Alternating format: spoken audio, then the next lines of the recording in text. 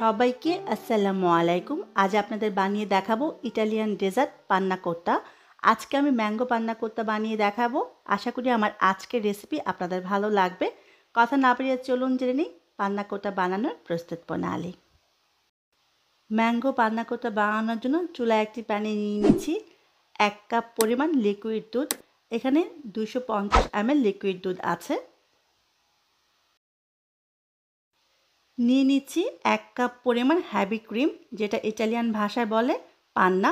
আমি এখানে 250 ml পান্না বা হেভি ক্রিম নিয়ে নিচ্ছি। দিয়ে দিচ্ছি 1/4 কাপ পরিমাণ চিনি। আপনি মিষ্টি কতটুকু খাবেন তার উপর ডিপেন্ড করে চিনির পরিমাণ সামান্য কম বেশি হতে পারে। এবার দিয়ে দিচ্ছি 1 টেবিল চামচ পরিমাণ আগার আগার পাউডার। আপনি আগার আগারের পরিবর্তে হালাল জেলাটিনটাও ব্যবহার করতে পারবেন। আমি কিন্তু এখনও চুলাটা জ্বালাই নাই। সবগুলো উপকরণ একত্রে খুব ভালো করে নেড়ে মিশিয়ে নিব। সবগুলো উপকরণ একত্রে খুব ভালো করে যখন নেড়ে মিশানো হবে তারপর আমি চুলাটা জ্বালিয়ে দিব। আগার আগার পাউডারটা খুব ভালো করে দুধের সাথে মিশে গেছে। এবার আমি চুলাটা জ্বালিয়ে দিব। চুলাটা জ্বালিয়ে আমি জাস্ট দুধটা একবার ফুটে ওঠা পর্যন্ত অপেক্ষা করব।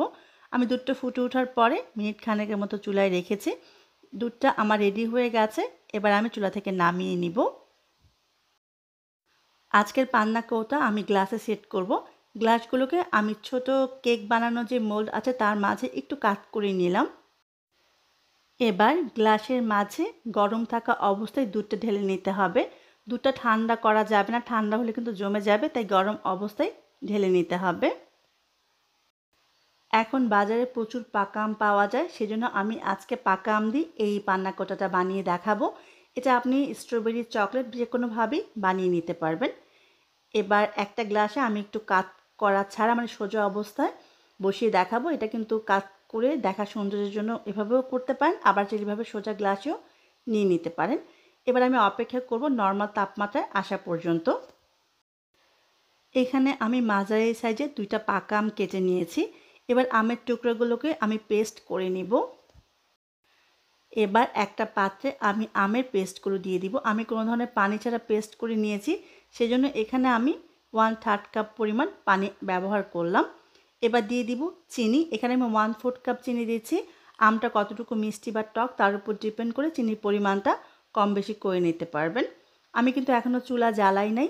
দিয়ে দিচ্ছি 1 টেবিল চামচ থেকে একটু কম আগার আগার পাউডার। আগার আগারের পরিবর্তে হালাল জেলাটিনটাও আপনি ব্যবহার করতে পারবেন। এবার সবগুলো উপকরণ একত্রে খুব ভালো করে নেড়ে মিশিয়ে নেব। সবগুলো উপকরণ খুব ভালো করে নেড়ে মিশানো হলেই আমি পাত্রটাকে চুলায় বসিয়ে দিব। পাত্রটা চুলায় বসিয়ে দিয়ে অনবরত নাড়তে হবে। আমগুলো খুব বেশি ঘন করতে হবে না, জাস্ট একবার ফুটে উঠলে আমি চুলা থেকে নামিয়ে নিব।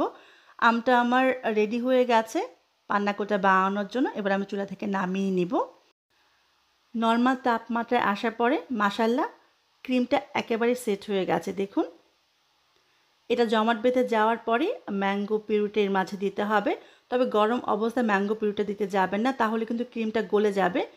আর দেখুন মাশাআল্লাহ একেবারে পারফেক্টভাবে সেট হয়ে গেছে। আর এটা আপনি কিন্তু এভাবেও বানাতে পারেন, আবারও বলছি, আবার চাইলে এভাবে ডিজাইন করেও বানাতে পারবেন।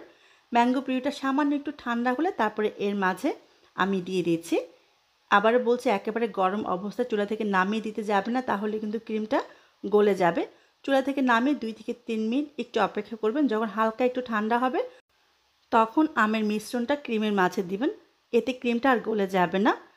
আমের মিশ্রণটা নেওয়ার পরে এই গ্লাসটাকে আমি রেখে দিব নর্মাল তাপমাত্রায় আসা পর্যন্ত। যখন আমের মিশ্রণটা নর্মাল তাপমাত্রায় আসবে তারপর ফ্রিজে রাখবো, কারণ পান্না কোত্তা একেবারে ঠান্ডা করে তারপর পরিবেশন করতে হবে। ফিরে আসবো একেবারে ঠান্ডা হওয়ার পরে। ফিরে এলাম একেবারে ঠান্ডা হওয়ার পরে। দেখুন মাশাআল্লাহ একেবারে পারফেক্টভাবে জমে গেছে। এবার পরিবেশনের আগে এর উপরে কিছু ফ্রেশ ম্যাঙ্গো ছোটো ছোটো টুকরা করে দিয়ে দিলাম। আমি একটা পুদিনা পাতা দিব দেখার সৌন্দর্যের জন্য। এবার পরিবেশন করুন খুবই মজার ঠান্ডা ঠান্ডা পান্না কোত্তা। ম্যাঙ্গো পান্না কোত্তা খেতে কিন্তু অসম্ভব মজার। দেখে নিশ্চয়ই বুঝতে পারছেন কতটা লোভনীয় হয়েছে।